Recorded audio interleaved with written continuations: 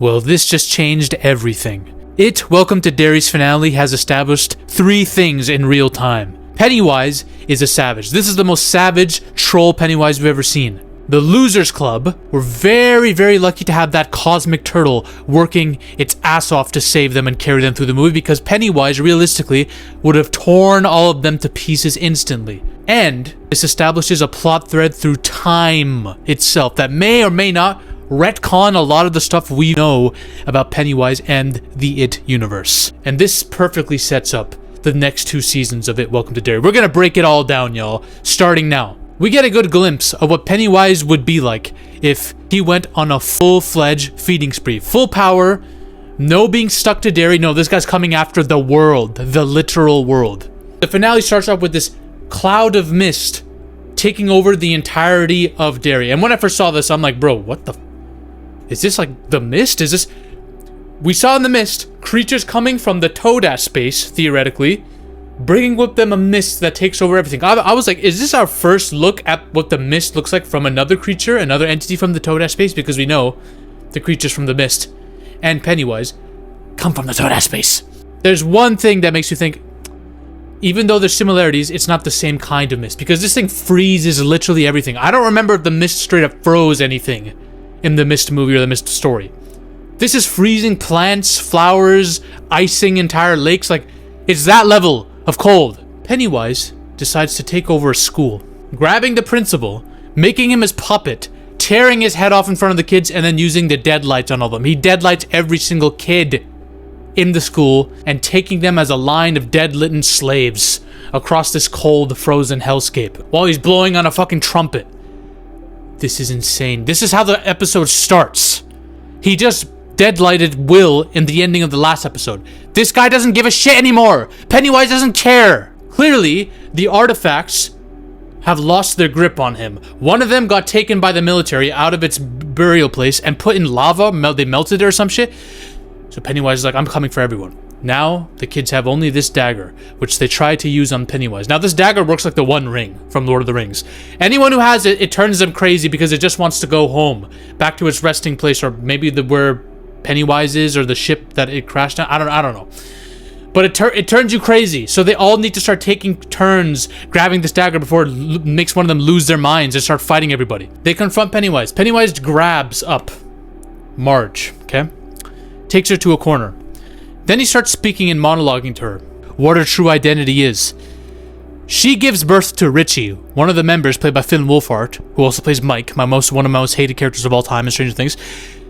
She gave birth to Richie, one of the members of the Loser Club who ends up killing Pennywise. He tells her about it.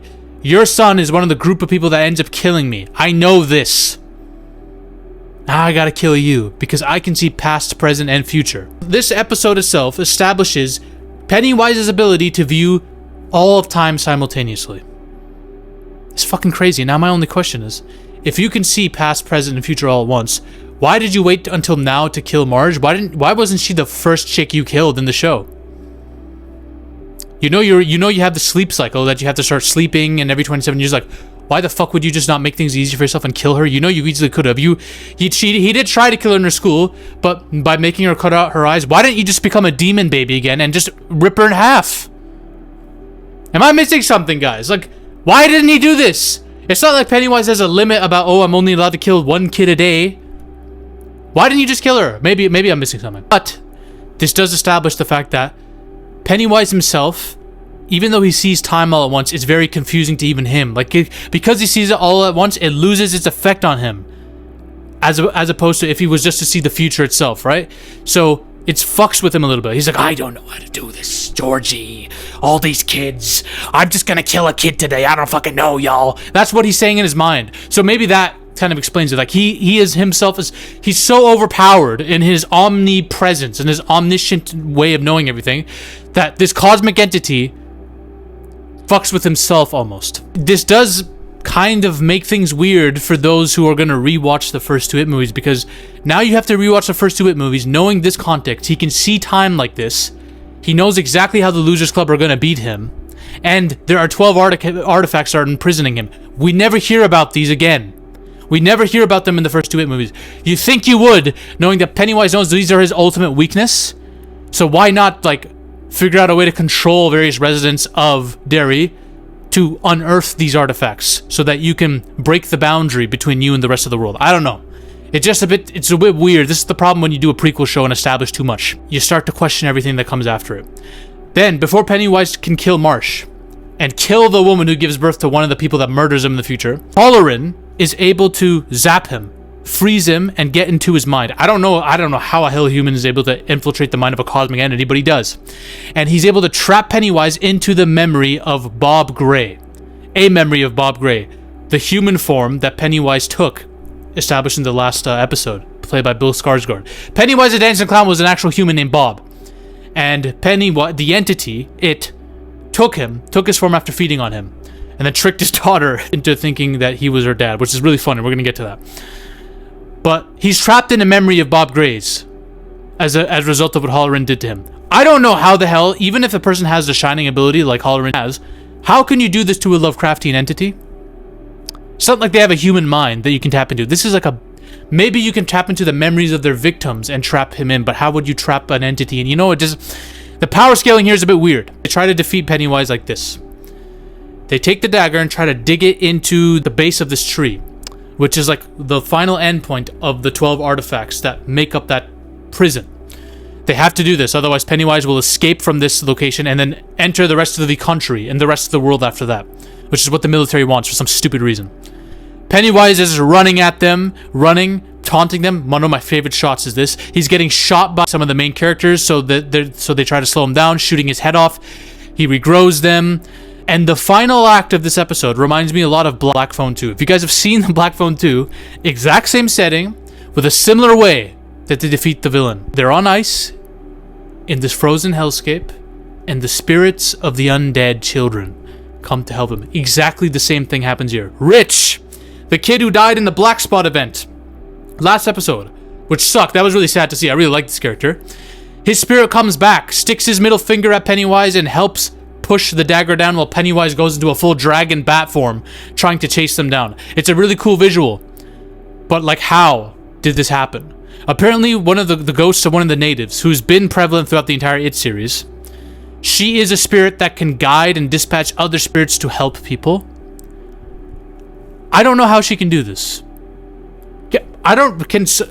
There's a lot of lore I'm missing here. How is this spirit this powerful that she can take spirits of other dead children and use them? Unless the spirits of some of these children have the Shining too, unless she has the Shining ability too, I don't know how. Maybe I just don't know how the spirit world works here, okay? But she was able to do that, and she basically gets rich to save the day. And that's how Pennywise is defeated, alright? So I'm going to talk about the series as a whole, but first we need to get to what this episode set up, because it set up some huge stuff. First off, Will and his family decide to stay in Derry, or at least the mother and I think they decide to stay in Derry so that they can fight this thing head on, so they can wait and warn people and write history about this event. They're not going to be like everyone else who leaves the town and then forgets about Derry, right? Because that's what happens. You leave Derry, you forget it. So they decide to stay, which is tragic because Will's character dies in a fire, him and his wife. And his son has to be adopted by his father, I think. So it's interesting. It's really sad. Dick Halloran, he goes to the hotel right after this. He travels and goes to the hotel, the Overlook Hotel. The ghosts that he's quieted might be some of the ghosts that we see in The Shining, perhaps. Because that box is still open. The box in his mind is still open. It's unlocked. So even though he quieted it down with that herb or whatever that he was given in this, it's going to come back to bite him. And maybe the entity within the Overlook Hotel is feeding on his ghosts and using them as a weapon. And then we have the idea that Pennywise, because he can see past, present, future, that can influence his actions in different timelines.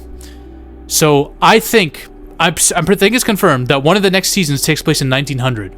In the year 1900, and then one takes place in like 1910 or maybe right after this. I don't know, but every time he's awake between feeding cycles, he has the knowledge of how he's defeated. So he's going to work to stop them and kill the bloodlines of anyone who stops them and try to find those artifacts. Pretty much, you cannot ignore that those artifacts exist now that you've established them. So he's going to try to kill off everyone. You have to be very careful with this because you're fucking with the timeline that affects every single story. So I ask, why did he wait so long to kill Marsh if he knew who she gave birth to? Okay, in 1900, when you knew who Marsh's mom was, or grandmother, whatever, why didn't you kill her? Why? Why are you waiting so long to kill people, right? If you know these events, you know, like, it just... And if you try to kill all those people, and there's another apocalyptic event at the end of those storylines, wouldn't that affect this season? If anyone decided to stay in Derry after that, wouldn't the kids here all be warned about it? You know, like, it's just weird. There's a lot of plot threads you'd have to clean up. The end credit scene sets up Beverly Marsh. An origin story for her. Her mom hangs herself in the Juniper Hill Asylum or whatever. I thought she died of cancer. Maybe I'm wrong. So she hangs herself. And this sets up Beverly Marsh's fear of that old woman in It Chapter 2, who is Ingrid, who got sent to Juniper Hill because she was obsessed with Pennywise being her dad, you know? So it sets up her fear of the old woman that Pennywise uses. Interesting. Let's get to the pros of this series, okay? Because this show's not perfect. I enjoyed the finale. I enjoyed the last 2 episodes a lot. I thought they were the best of the show. But there's some issues. But we're going to go through the good things. I love Pennywise. I think he's at his funniest in these last 2 episodes. When he goes up to Ingrid and Ingrid's like, "You're not my dad, are you?" This dumb woman. By the way, this chick is stupid. How long does it take you to realize this guy's not your dad, bro? He doesn't act or talk like your dad, and you're giving him kids to kill? Why would your dad want to eat kids? Did you ever think about it, you dumb But she's like, "You're not my father, are you?" And Pennywise's like, I am. And she's like, "What did you do to my dad?" And he's like, "Oh, I ate him." It's really funny. That scene is really fun. Bro, Bill Skarsgård's so good in this. Really, really funny quote. And then when he goes after Will in the kitchen at the end of episode 7, looking like this, half bloodied, grabs him up. Okay, deadlights the entire school of kids. And then literally on the phone with Will's dad. Will's dad's like, "Where's my kid? Where's my son?" And he's like, "Dark meat tastes sweetest." Bro, this is a freaking savage. This Pennywise doesn't give a fuck. This guy is so much more of a savage than the Pennywise from the movies we got is pathetic. He's a worm compared to this. And I will say I like the way he's defeated here much more than him just getting roasted verbally and bullied by a couple kids who use the power of belief and this connection to this turtle that we don't even know. Like, I like it much more. The fact that they're using these artifacts and these daggers, which retcon the entire lore, I understand, but still. I really enjoyed watching all of his forms dissipate one at a time. The demon baby, the dragon, the clown, Bob Gray, all this stuff, and they all dissipate, and then you see his final form, the deadlights, just swirling away, burying themselves in the heart of Derry. Like, it's really cool to see the visuals of how he got defeated and what happened to his physical body. The kids, not bad. Some are better than others. I don't like her at all because she has the same facial expression. There's an acting limitation on some of these kids. You can tell right away that they're not the best, but still, with her, I think she's terrible. She has the same face.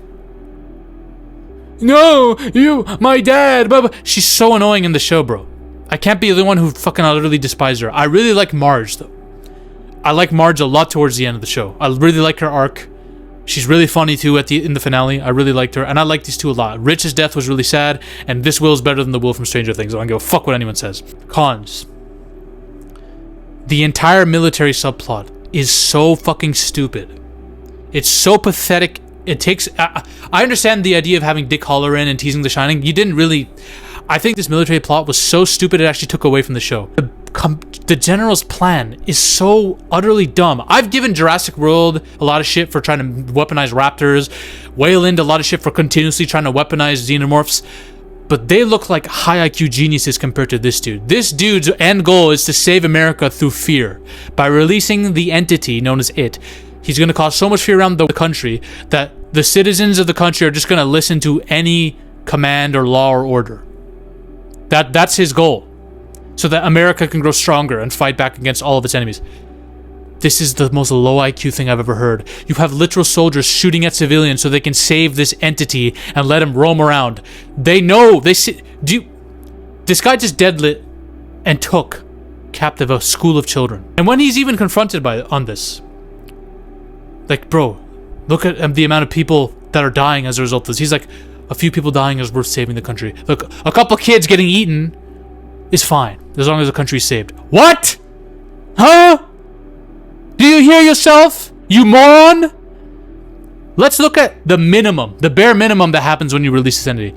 Freezing mist that destroys the environment. Trees, plants are getting frozen shut. Okay, but it all stops when he goes away. Who's gonna control him and make him go away, dumb fuck? You, the guys who are taking artifacts away and melting them, entire schools of children are being taken. Not just a couple kids that you can ignore. Entire schools, including possibly your own grandkids, are being taken and fed on by this dude. But no. Let's take this creature that we can't control who's killing a lot of kids and use him. You don't deserve to live. You deserve to get your head chopped off, like he did in the show, like a dumbass. Oh, you're free. You're free to go now, Pennywise. Pennywise is like, I'm gonna eat you now. And he's like, what? What are you doing? Surprise, this creature who feeds on people regularly is gonna feed on him. Dumbass. Dumb fuck. Another thing, Pennywise has a sleep cycle. He sleeps every 27 years or something like that, right? He's about to sleep at the end of episode 7, but he stops. Because he realizes, oh shit, my prison is open. My prison gate's open. The artifact's gone. I'm gonna start deadlighting everybody. You know what this establishes? This establishes that he doesn't need this feeding cycle, really, when it comes down to it. This establishes that as long as he's stuck in this prison made by the 12 artifacts that are derived from the meteorite which he comes from, only then is he held in this cycle of having to go dormant and refuel. Because clearly, this guy had to sleep at the end of episode 7, but he's like, fuck it, I'm gonna take over everyone. I'm going after the entire world.